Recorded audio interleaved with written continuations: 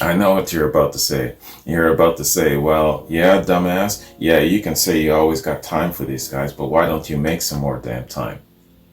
I hear you. I hear you. Because there's a couple of you screaming at me through the screen right now saying that. I know it. I hear you, man. I gotta make more time for the great Jethro Tull. Let me tell you. These guys have so much charm and essence. They are a rock band that's just imbrued with all manner of things. They got talent, they got creativity, they can harmonize, they can jam, yo. They follow the great structure of a rock and roll song, and they can, like Saucity, they can turn it onto a different element and tell a great story, you know. They've got so much going on for them. And then Ian, man. Ian is in my top 5 best vocalists in rock, absolutely. Where do you put him? Where do you put Ian in regards to where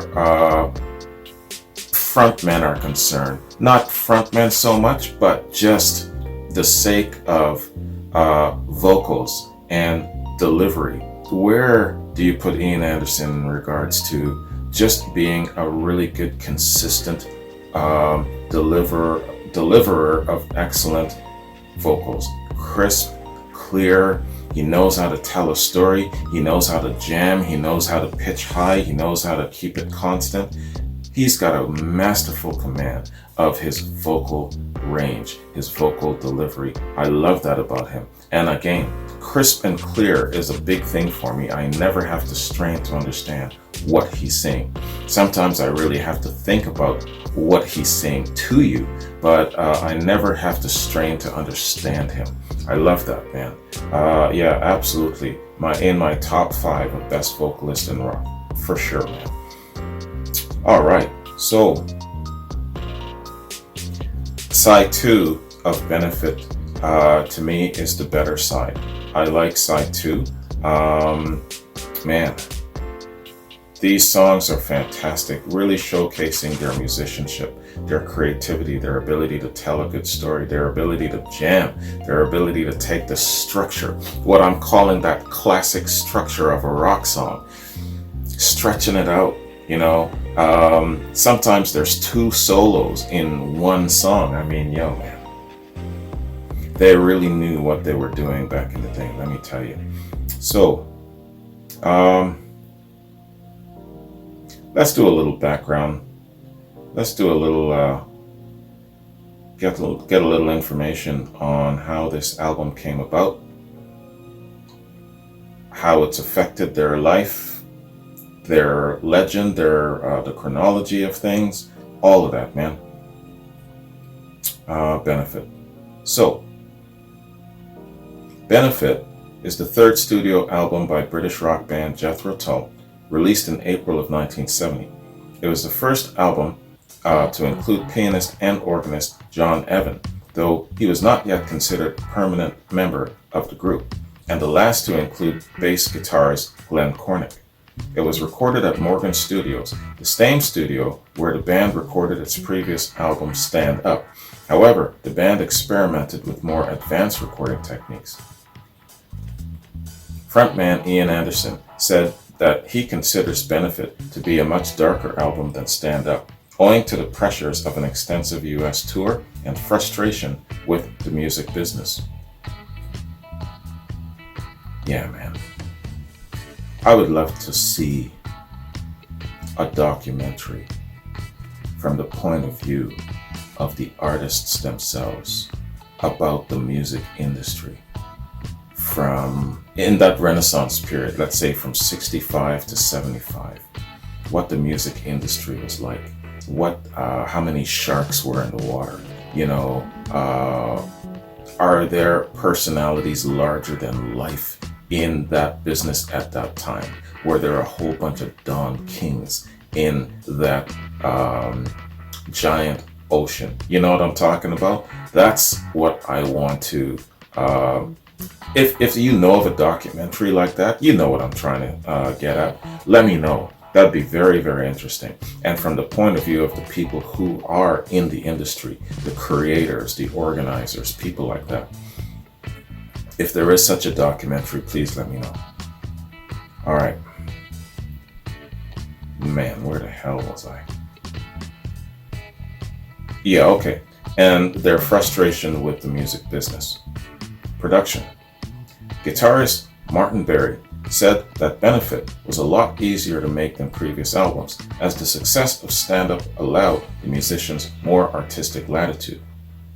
Bassist Glenn Cornick stated that the band's intention was to capture a more live feeling, as, quote, "I felt the last one sounded like a group of session musicians performing various songs. It was pretty cold," unquote. Benefit incorporated studio techniques such as reverse recording, flute and piano tracks on With You There to Help Me, and manipulating the tape speed, guitar on Play in Time. Play in Time was excellent, man. Fantastic jam. In a 1970 interview, Ian Anderson noted that the addition of the keyboardist John Evans had changed the band's style. Quote, "John has added a new dimension musically, and I can write more freely now. In fact, anything is possible with him at the keyboard," unquote. Excellent. Musical style. Ian Anderson said that Benefit was a guitar riff album, recorded in a year in which artists like Cream, Hendrix, and Led Zeppelin were becoming more riff-oriented. Anderson also noted that Benefit is a rather dark and stark album, and although it has a few songs on it that are rather okay, I don't think it has the breadth, variety, or detail that Stand Up has.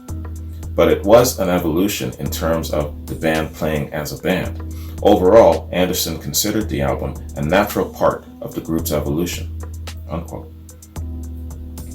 Critical reception. Rolling Stone called the album lame and dumb.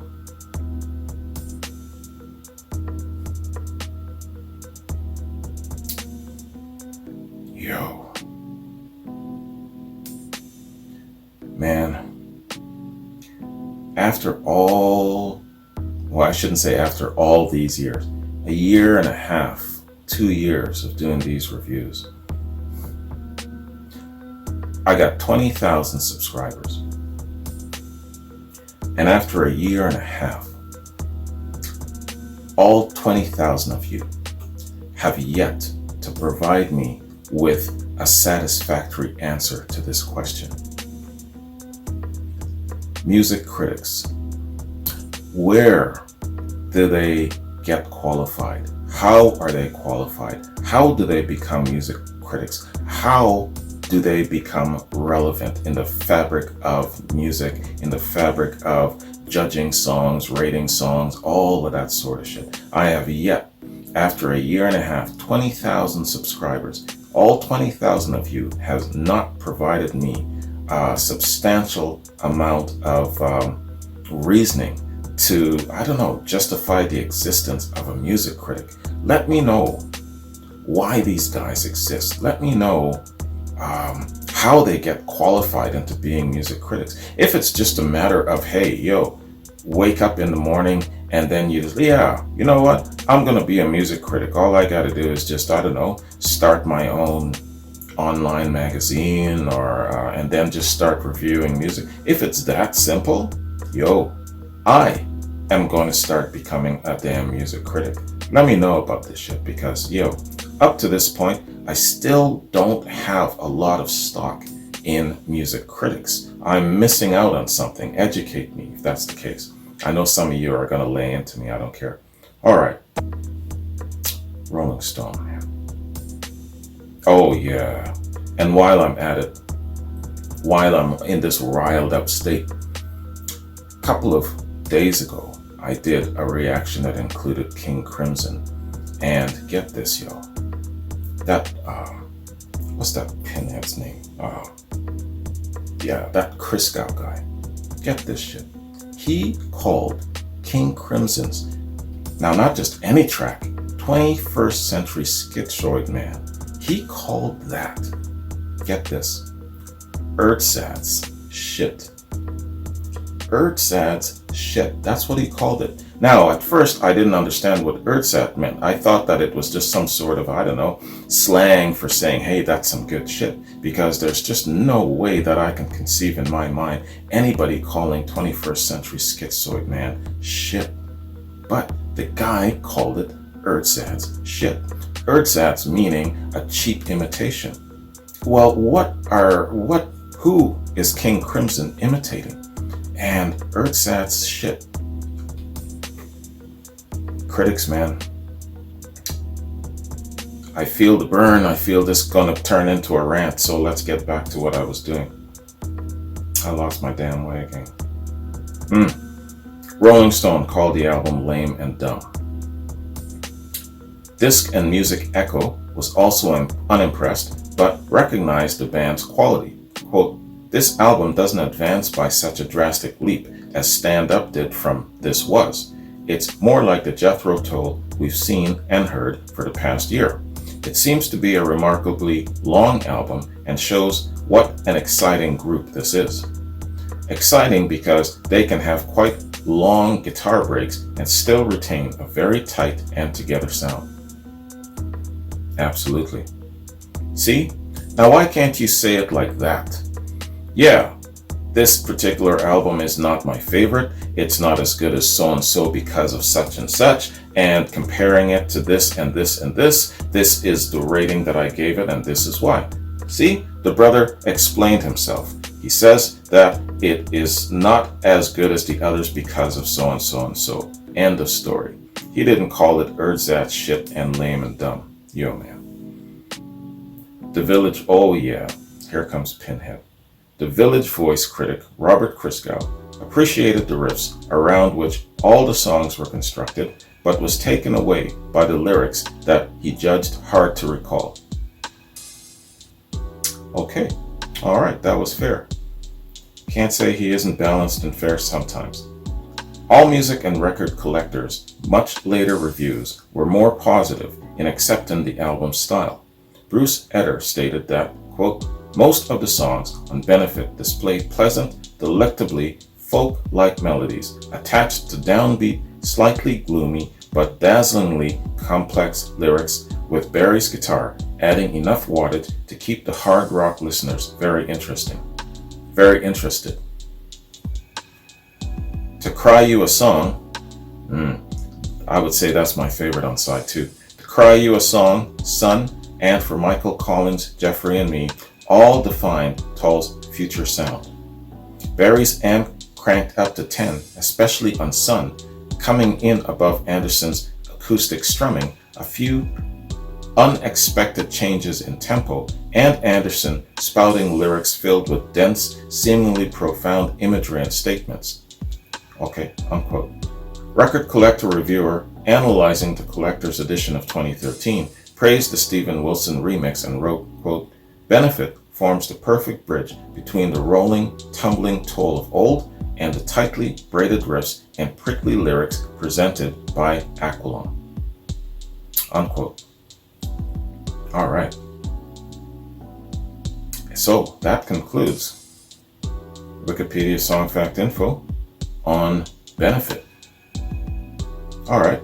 Maybe it's not, I don't know, in their top 5 of albums, but it's still Jethro Tull. You know, it's kind of like saying about Led Zeppelin, yeah, all right, Led Zeppelin 3 is completely different, but it's not Earthsat's shit. It's not old, lame, and dumb. It's different. You know what I'm saying? It doesn't have a lot of thunder, but it still has a unique signature Led Zeppelin sound. And so with Jethro Tull, same thing. They're not going to crank out top 10 ranking albums every single album. I mean, how many albums have these guys produced? I have no idea, but I'm guessing probably in the neighborhood of 15 to 20, probably, you know? Anyway, hey, pardon my rant towards critics,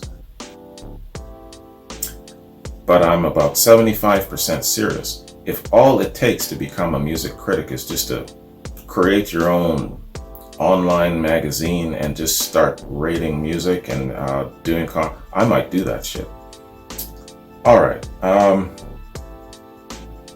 good solid album. I like all the songs. I like both sides. Side 2 is my standout very much. But they're all good. And their sound is very good. Still has the Jethro Tull charm. Still has enough thunder, tight precision, great musicianship, good storytelling. Ian's vocal delivery is on point, and I definitely put him in my top 5 favorite rock singers. Absolutely, man, without a doubt. So I'm just scrolling down here, checking my notes before I bounce, man. Fingers crossed about both of these sides, both the side 2 and the review portion that I'm attaching to it. Fingers crossed that I'll make it up on YouTube. Failing that, I'll break it up into 3s and see how that works. Yeah, man. I got reactions coming up for Antoine, Amy, Charles, Maurice. Reactions coming up for you guys. I'm still running behind my Pink Floyd reactions, man. I gotta, I don't know, just isolate a date and time to get that done and not get distracted by anything else. It's almost 2 weeks and I still haven't touched on 72 Pompeii. I gotta finish that off, just like I'm finishing off Led Zeppelin's Song Remains the Same. I'm very focused on doing that, so I gotta get focused on doing that with Pink Floyd. So bear with me, I'll get to my Pink Floyd. Some people are screaming at me. All right, man. Oh, yeah. Here is a question. What do you think of this kind of affair? Now that I have concluded Deep Purple's A Taste of the Band, that is the album that featured Tommy Bolin. And then shortly after they completed that album, they went their separate ways. Of course, before that, Ritchie Blackmore had gone off and formed Rainbow. Now, Deep Purple had split. A short measure of time later, sadly, Tommy Bolin passed. And it would take them off from 75 all the way up to 84 before the Mark II lineup reformed Deep Purple. So, that time gap, there was some element of Deep Purple going on in the capacity of Ritchie Blackmore. Ritchie Blackmore went off and he formed Rainbow with Ronnie James Dio. So a couple of subscribers wrote to me and said, hey, Wayne, why don't you think of doing this? Why don't you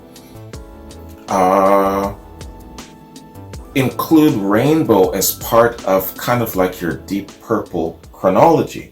Do reactions to the Rainbow albums. It's not exactly Deep Purple, but you know, one of the sole pillars of Deep Purple was indeed Ritchie Blackmore. His vision, his dictate, you know what I'm saying? And so he took that with him to form Rainbow. So in a way, we're still getting a bit of Deep Purple. So why don't you do that? I think it would be a sad misstep if you just side passed that and just jumped all the way to 84, you know? So you know what? That's some good ass logic to me, man. So before I do it, tell me what you think. Give me the yays and the nays, you know, and let me know about that if you think I should do that, because it's intriguing as hell to me and it makes all the sense in the world. When you talk sense to me, I listen. It's kind of like when someone said to me, hey, you know, don't be jumping around with Led Zeppelin with their live stuff, just like you did with their studio stuff at first. Go all the way back and start from the beginning and see how their sound, even live, evolved over a period of time. Start from the beginning. You know what? That's some logical shit. So I'm going to do that. So let me know what you think about Deep Purple. You know, now that I'm at this point with Deep Purple's chronology, it's a big gulf between 75 and 84, but Ritchie Blackmore is still active. So let me know about that. Let me know what you think. If I should follow through and continue with the Deep Purple chronology, but also including Rainbow. Let me know about that, all right? Okay, man. So back to Tull. Great group. Fantastic group.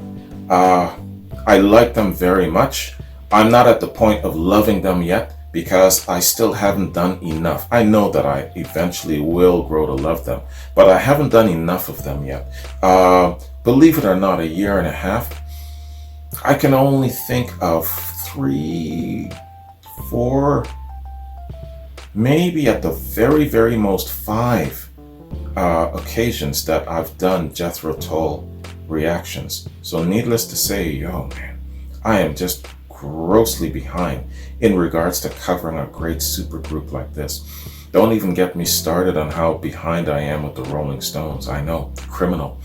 It took me a year and 5 months to finally get to the Who. You know what I'm saying? I mean, really get to the Who. And if I didn't have a great supervisor at work who was willing to let me cut out early and that sort of thing. Now, mind you, I didn't know the Who was his favorite band, but he actually let me cut out early to get it done. I got a lot of Who stuff done. Not all of it, but a great big bite that I'm really, really satisfied. And everybody else, I think, was satisfied too, especially my patrons.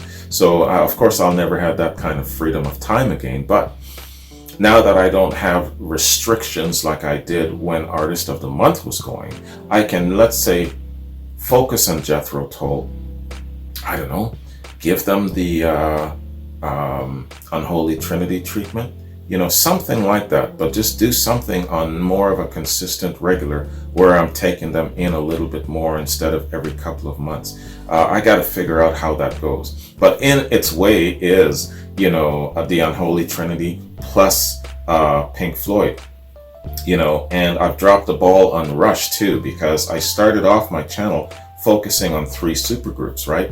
And then the Unholy Trinity was included in that. So I don't want to bite off more than I can handle, but I got to find a way to get a little bit more Jethro Tull in there. That's basically my point. So we'll see how it goes. I'll figure something out. Anyways, I'm rambling now, so have a good one. This was an excellent album. I hope you enjoyed it. I enjoyed it very much. Fingers crossed. Wish me luck in regards to getting this up on YouTube. Take care, and I'll see you in another reaction. Peace.